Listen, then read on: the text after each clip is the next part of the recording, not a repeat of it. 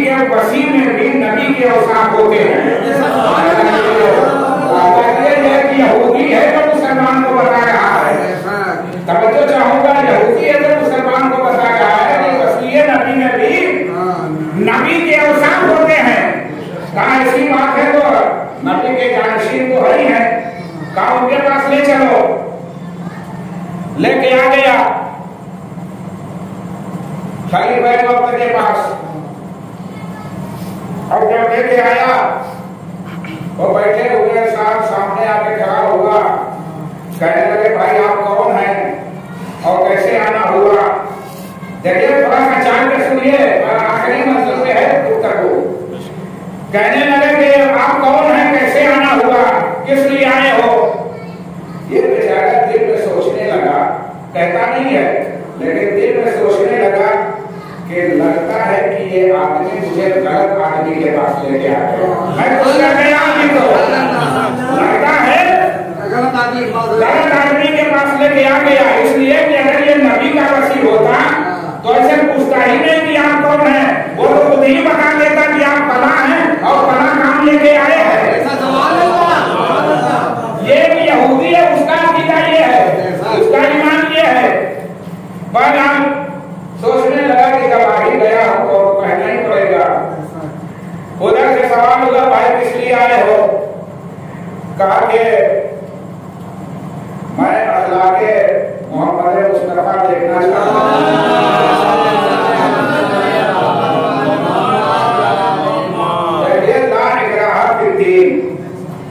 किसी की वजाहत है, कहने लगा मैं अखलाके मोहम्मद मुस्तफा देखने आया हूं।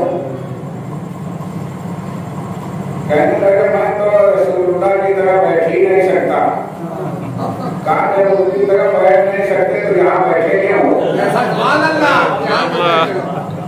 जब उनकी तरह बैठ नहीं सकते तो यहाँ बैठे क्यों हो।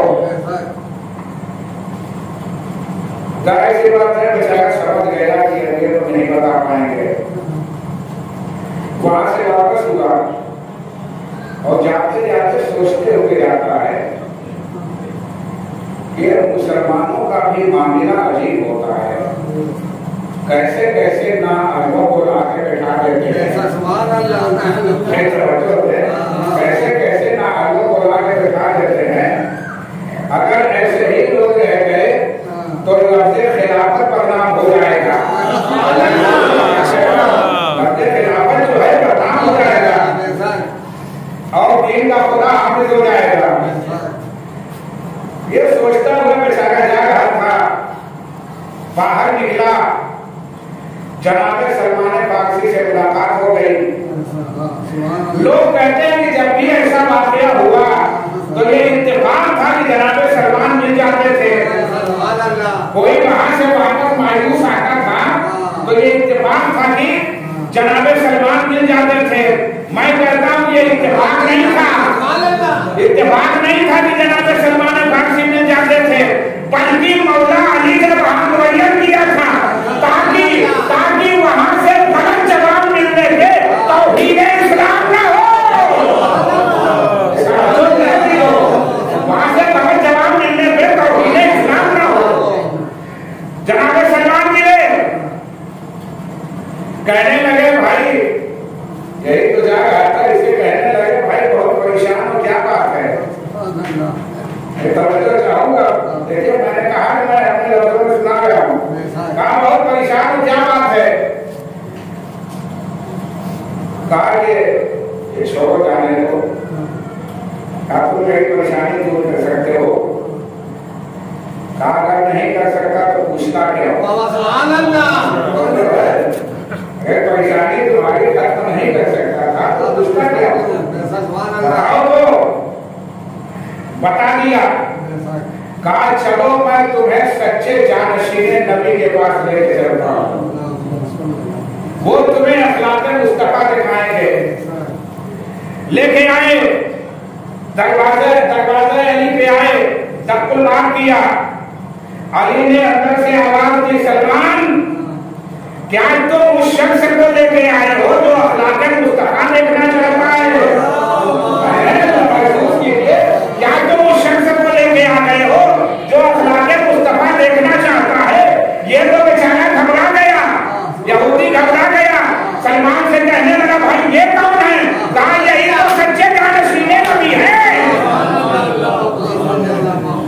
ये कौन है भाई जो जिन्होंने देखा भी नहीं और कहते हैं कि फलां को लेके आए हो? कहा जानशीने नबी ऐसे ही होते हैं। मौला ने कहा सलमान लेके आ जाओ। अंदर गए, फिजा के जरिए जनाब फातिमा ज़हरा सलामुल्लाह अलैहा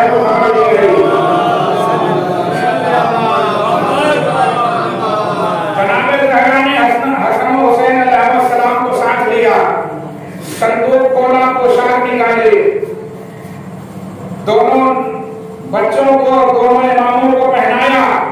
पहनाने के बाद बैठा के बैठने का तरीका बताया और बताने के बाद कहा बच्चों जाओ इसी तरह से जाके वहां बैठ जाना। नहीं महसूस किया आपने?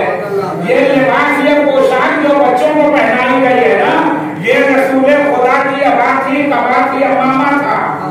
अब भी नहीं महसूस किया आपने? ये रसूल खुदा का लिबास था। तो जब रसूल खुदा का लिबास था तो बच्चों को आया कैसे? बच्चों के जिस्म में फिर कैसे हुआ?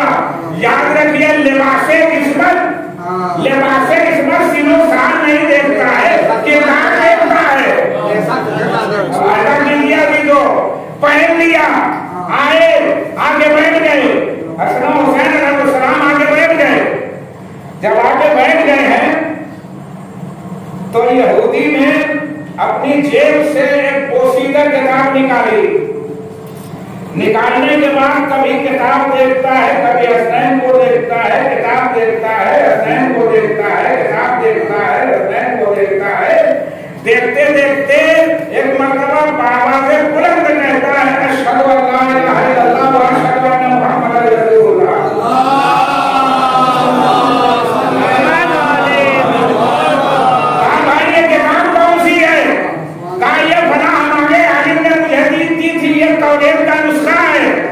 इसमें अखलाक़े मोहम्मद सब लिखे हुए हैं, इसी से मैं मिला रहा था। जैसे जैसे इसमें लिखा हुआ है वैसे वैसे इन बच्चों के अखलाक है। लिहाजा इनका अखलाक देख के मैंने कलमा पढ़ के मुसलमान हो रहा हूँ। सलमान भेजे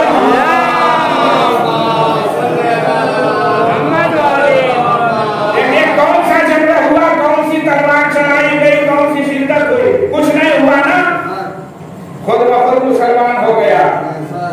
अखलाके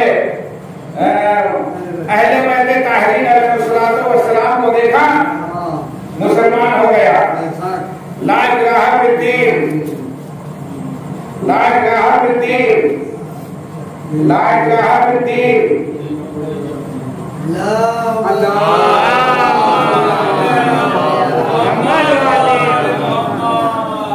मुमकिन है कुछ लोग सोच लें कि आगे मैं भूल गया। आगे मैं भूला नहीं हूँ, क्योंकि इस जगत की तो ये अजमत है कि भूली हुई बातें भी याद आती हैं। तो मैं भूलूंगा है तो कई दफा पढ़ा इसलिए कि जो लोग जब किए हुए हैं, जो है जो लोग जबरन जो है आंखें खोल रहे हैं वो जबरदस्ती न खोले बल्कि खोल के बैठ जाए। सलमान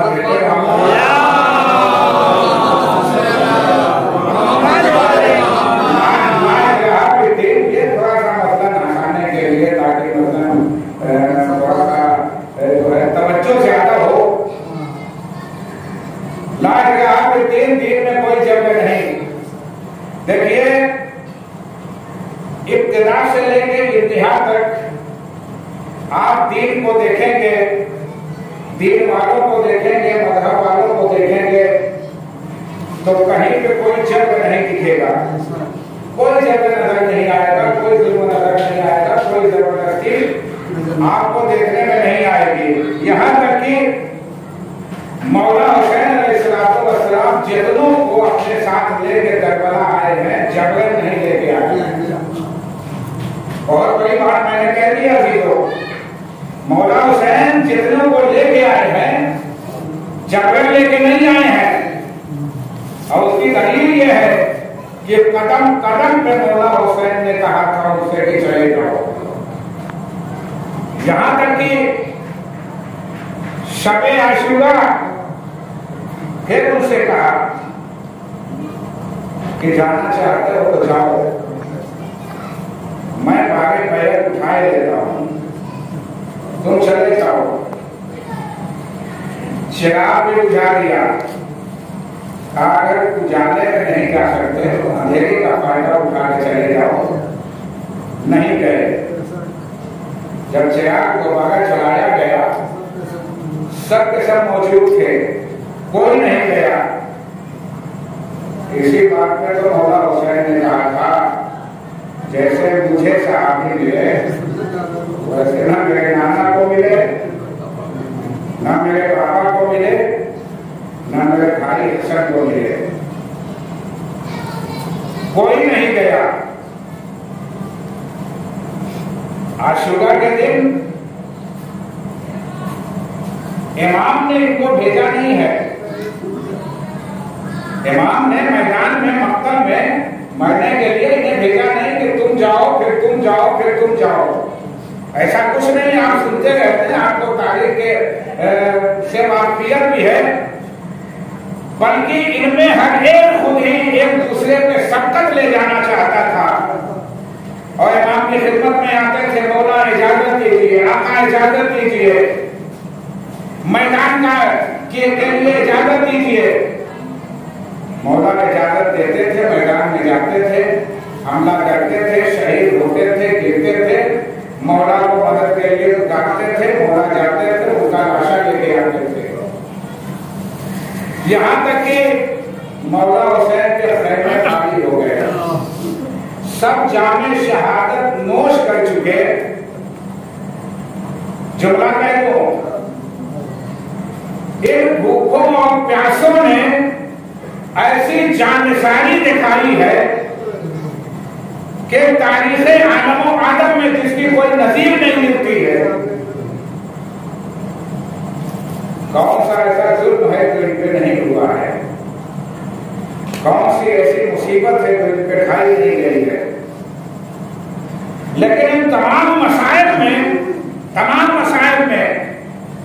कभी कभी आदमी सोचता है ना कि तमाम मसाइल में सबसे बड़ी मुसीबत कौन सी है?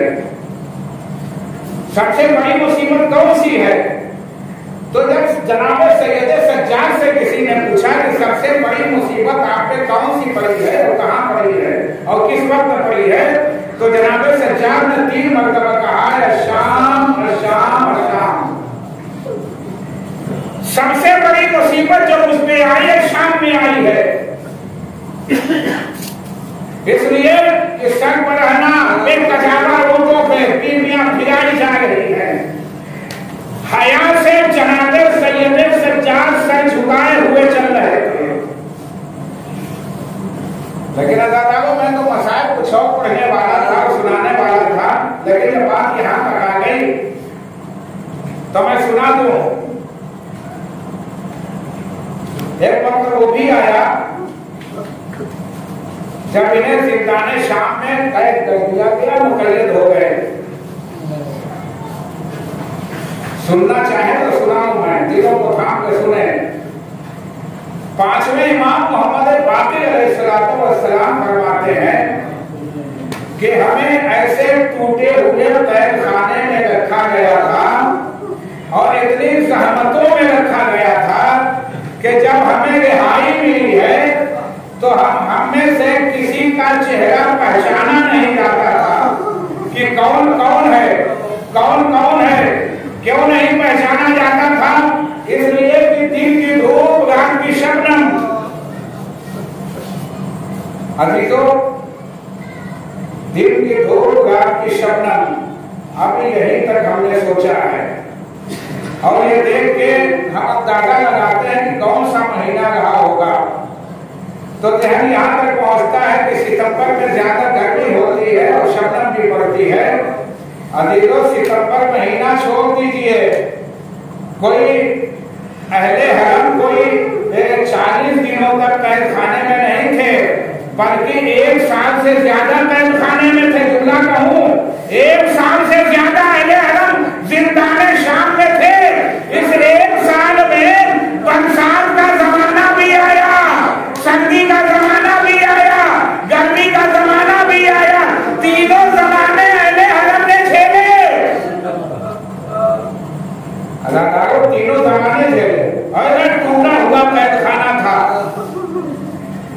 एक दिन पर 1-2 मिनट की जहमत और एक अब्दुल्ला नामी का उधर से गुजर हुआ मैदान शाम से, तो इसने कुछ बच्चों और कुछ बेटियों की आहोजारी की सदाएं सुनी। इसका दिल बैठने लगा, कांपने लगा, यहाँ तक कि कदम आगे बढ़ाना इसका मुश्किल हो गया। वहां से वापस अपने घर में आया, अपनी ज़ौजा से कहने लगा, एक मेरी ज़ौजा, आज मैं तहखाने शाम की तरफ से गया, वहां मैंने कुछ बच्चों के रोने पीटने की आवाज सुनी।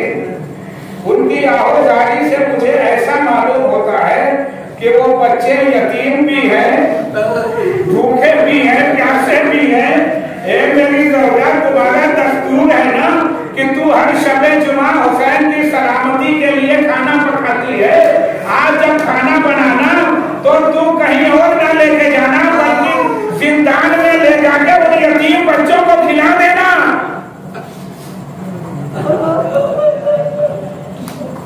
उसने इत्तेफाक शबे जुमा की थी, ज़ौजा मोमिना थी, जल्दी जल्दी खाना खुशी खुशी बनाया, खान सर पे रखा और तहखाने शाम की तरफ लेके चली।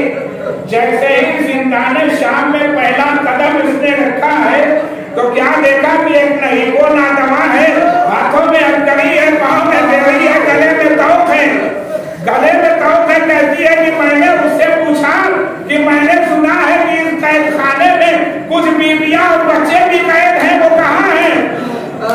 वो इतना नादवा हो चुका था कि उससे बोला नहीं जाता था। उसने इशारों से मुझे बताया। मैं आगे बढ़ी, मैंने देखा कि एक मुअज्जमा जमीन पे बैठी हुई है, जिनकी पुष्ट पे जामदा खून के धब्बे हैं और एक कमसिन बच्ची उनकी गोद में सर रखे हुए सोई हुई है। मैंने कान उनके आगे रखा, उनके सामने बैठ गई। बैठने के बाद मैं उनसे पूछने लगी कि ये मुअज्जमा आप कौन है, कहाँ की रहने वाली हैं और किस जुर्म में आपको कैद किया गया है? तो जैसे ही मैंने ये सवाल किया, मुअज्जमा कहने लगी कि ए बीबी, ए खातून, ए मोमिना, पहले तू ये खाना में हमारे पास से ले जा, इसलिए कि हमारे रसूल है, सदका हम पे हराम है।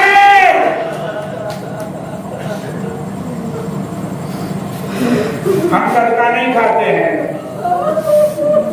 वो खाना लाने वाली कहती है कि ये बीबी, ये सदका नहीं है, ये सदके का खाना नहीं है, ये तो हुसैन की सलामती का खाना। आप भी मेरा वाकया सुन ले। मैं अपने माँ बाप की इकलौती बेटी थी। मेरे अलावा मेरे माँ बाप को न कोई बेटी थी न कोई बेटा था। बचपन में मैं बीमार हुई, बहुत शदीद बीमार हो गई थी। हकीमों और तबीबों का इलाज हुआ बहुत दवा की, लेकिन शिफायाब न हो सकी। तो मेरा बाप मुझे लेके रसूलुल्लाह की खिदमत में गया, कहा कि या रसूलुल्लाह मेरी बच्ची बीमार है, शिफा के लिए दुआ कर दीजिए। तो रसूलुल्लाह ने या हुसैन कह के बच्चे को आवाज दी। अंदर से एक छोटा सा बच्चा बरामद हुआ। नबी ने कहा, है मेरे लाल हुसैन, इस बच्ची की शिफायाबी के लिए दुआ कर दे। तो मैंने देखा कि उस बच्चे ने मेरे सर पे हाथ रखा, दुआ पढ़ना शुरू किया। मुझे